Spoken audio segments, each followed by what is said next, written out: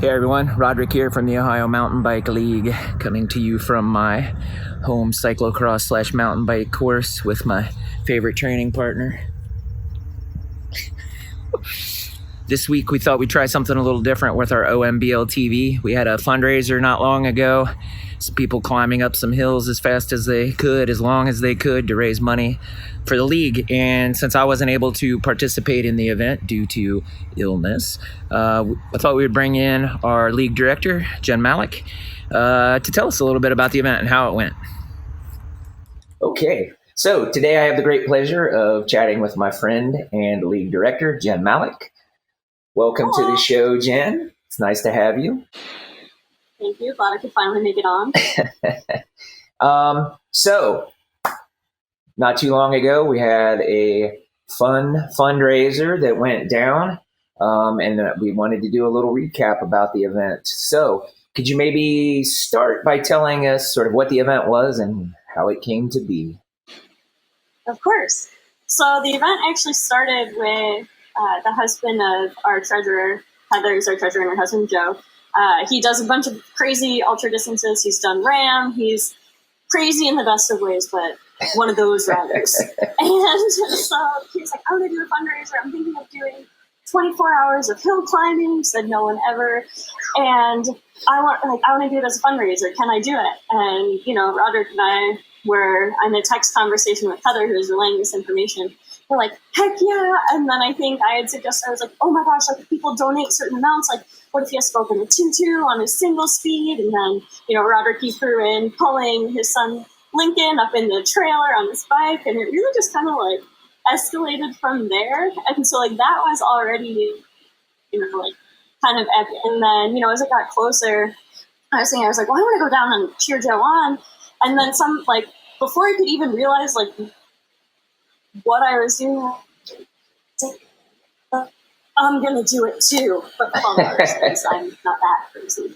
And so I was like, okay, I, made my campaign, and then I convinced my two other friends and riding buddies, Chris Boyle and Steve Koss from Paradise Garage, to also join in. And so, as Joe kept posting and Lee kept posting, and then now, we were sharing and Roderick, you were sharing, like the word really just kind of got out. And then it really turned into this amazing event where like people were coming and showing up all throughout Ohio and, throughout parts of the night and the day. Like, and the weather, it wasn't bad, but like, it was definitely raining and people were like still coming in the rain to ride, which, you can barely convince most cyclists to do their own training rides then, but it was really just took off. Nice.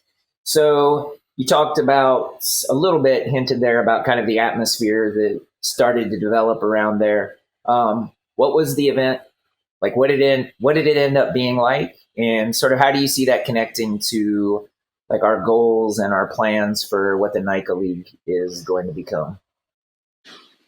So we definitely put a capital F-U-N in fundraiser, and which, it was a huge community event that was focused, again, the riding was part of it, but people were just there to support each other. Izzy, Joe's daughter, made a bike art craft table, which, kids were coming to do, and it was really neat to hear them as they're taking their OMBL stickers and putting them on their bike, saying, this is what NICA events are going to be like, and, oh, can we have a team? At our school, Jen, how many people do we need to have a team? And that, just like that atmosphere, and then, having people come to camp was just amazing. So the Hamiltons from Team Dayton came and, they rode a little bit, but then they just like, hey, like, is it cool if we just camp and hang out? And they were tallying how much everyone was riding and cheering, and, there were cowbells, megaphones, 2-2s, tandem rides, just ridiculousness, really centered around fun and just building camaraderie and community versus like, oh, I'm going to PR this hill, or, oh, I'm climbing more laps than you. Like, the ride went really quick because like it almost was secondary, if that makes sense. Oh, yeah. Nice. So you mentioned the Hamiltons and the Lawhorns. Who else do we need to sort of send a thanks to for making this such a success? So there are so many people that I want to thank. And first of all, just anyone who is involved, one with spreading the word, donating, coming out, taking pictures, sending, like positive notes and cheering and text messages as it was happening. Again, just everyone that was involved in making this huge, like regardless of how big or small a part you made this event what it was. And it's definitely something that we're excited to continue building upon, just that NICA Ohio atmosphere. It's just really amazing. I couldn't believe from how many different parts of Ohio we had people coming and just excited to support the program and ride hills for 12 to 24 hours. Yeah, that's terrific. I think that's great. A great example too of sort of how this thing is going to work, right? From people from all over the place who are just really passionate about it and want to have fun, to support it and come out. I think that's really terrific. So the goal was to raise some funds towards a trailer for the league. So how did that end up going in the end? We did it! So there were about 20 riders who came in, rode laps, and donations varied and kept going all throughout the event and even after the event. And we raised over $7,000, which means we will be getting our trailer. So we have to go trailer shopping now, which is pretty great. And again, it's really embracing that NICA community and NICA fun aspect. And then just having it be such a success, all rally together and come get our trailer so we can have these events on that even more epic scale. Yep. Is just, my stoke boat, it's soaring. That's terrific. Yeah, I was really excited when I sort of saw some of the numbers and stuff. It made me feel good in my heart, right? For how much people were coming together to support this thing. And I'm really excited to just see all the stuff that we're going to be able to do moving forward. So do you have any last sort of thoughts that you want to throw out there for people to kind of carry away from this or to kind of wrap us up here? Of course. So basically, if you have any interest in doing a fundraising event, regardless of like how crazy it is, let us know. We want to support it. Again, we're all about building this community.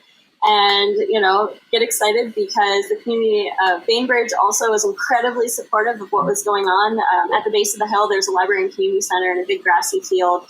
And they're like, yeah, you guys can camp there. Like, let us know. We'll promote it next year.